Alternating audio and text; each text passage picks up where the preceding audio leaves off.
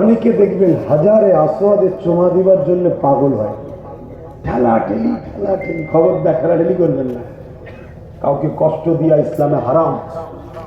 ইবাদত করতে গিয়ে কেউ না কষ্ট পায়, আল্লাহর কাছে বলবেন আল্লাহ সুযোগ করে দেয়, সুযোগ করে দেয়।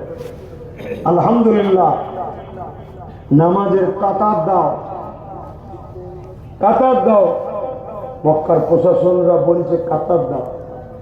আর এই কাতার যখন দিচ্ছে, দু চারটে মুরব্বী বুড়ো লোক দেখি তাদেরকে লাইন দিয়ে যাচ্ছে চুমু দেবে বলে। আমি সামনের কাতারে ছিলাম, আলহামদুলিল্লাহ, বিসমিল্লাহ বলে লাভ মেরে গেছি। অনেক যুবককে বারকত দিয়েছে। আল্লাহ যদি মিলাই লাইন দিয়ে চুমু খাওয়াবে আল্লাহ, বলুন সুবহানাল্লাহ। কিন্তু আমার একটা প্রশ্ন, একটা পাথরকে চুমু দিবার জন্য এত ব্যস্ত হয়, রাসূল পাক সাল্লাল্লাহু আলাইহি সাল্লামের জুতা মুবারক যদি পায় চুমা দিতে গেলে তখন ফতোয়া হয় না? হয় না কেন? এই যে নবী নেই তাই। ওই পাথর জান্নাতি পাথর, জান্নাত তৈরি হতো না যদি মুহাম্মদ রাসূল না হতো। জোরে বলুন সুবহানাল্লাহ। আমার কথায় কষ্ট নিচ্ছেন না তো? আমার একটাই লক্ষ্য, আপনারা নবীর হয়ে যান, নবীর হয়ে যান। ওই সেজদায় মজা পাবেন যেদিন নবীকে অন্তরে নিয়ে সেজদা দেবেন। কেন? নবী বলেছে যখন কেউ সেজদা দেয় তার কপালটা আল্লাহর কুদরতি কদমে পড়ে। জোরে বলুন সুবহানাল্লাহ। আমরা বুঝতে পারি করছে কি নেই নবীটাই, নবীকে নিয়ে নামাজ পড়ে।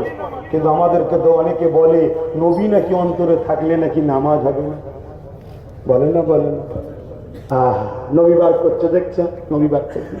আর আমার নবীর একটা নামাজের কথা শোনাবো, একটু দাঁড়িয়ে দাঁড়িয়ে বলি না, অসুবিধা হচ্ছে, অনেকক্ষণ বসে আমারও কষ্ট হচ্ছে। আমার নবী একটা নামাজের কথা বলি, দাঁড়িয়ে কিছু কষ্ট করে চলে যাবেন নাকি? কেন? আরো হুজুররা রয়েছেন, তিনারা ওয়াজ করবেন। আমার নবী সেজদায় গেছে, ইমামতিতে সেজদায় গেছে, মাথা তুলছে না। সাহাবারা পিছনে ইক্তেদা করে নামাজ পড়ছে। সুবহান রাব্বিল আলা, সুবহান রাব্বিল আলা, সুবহান রাব্বিল আলা তাসবিহ পড়েই যাচ্ছে, সাহাবারা মাথা তুলছে না। নবী তো বলবে আল্লাহু আকবার, তবে তো মাথা তুলবে, ইমাম তো রাসূল। সাহাবা হুজুরদের মধ্যে থেকে একজন বলছেন, এক সাহাবী, আমার মধ্যে ভয় একটা ঢুকে গেল, কেউ ঢুকে গিয়ে আমার রাসূলের ক্ষতি করে দিল না তো? দুশমন তো সব। আমাদের একটু দুশ্মন হলে আমরা বলি না বাবা দুশ্মনী করার দরকার নেই, মিলে যায়। কত সহজ। রাসূলুল্লাহ দুশ্মন ভরা, তোমার একটু দুশ্মন থেকে ঘেবড়ে যাচ্ছ। নীতি ঠিক করতে হবে, নীতি। সাহাবী বলছেন আমি আস্তে আস্তে মুখ তুলছি, নামাজের সেজদায় তুলে দেখছি, দেখি আল্লাহ নবী সেজদায় রয়েছেন আর ইমামে হাসান হোসেন নবীর পিঠে দুদিকে পা দিয়ে নানা জানের চুল ধরে লাফালাফি করছে। বলুন সুবহানাল্লাহ। আরো জোরে বলে। আল্লাহ নবী মাথা তোলেন কেন?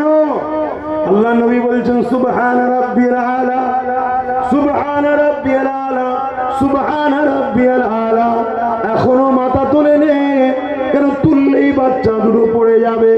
আবার সুবহান রাব্বিল আলা, সুবহান রাব্বিল আলা, সুবহান রাব্বিল আলা। এখনো মাথা তুলেনে কেন? বাচ্চা দুটো নাবে। এ বিশ্বে মানুষ বলো তো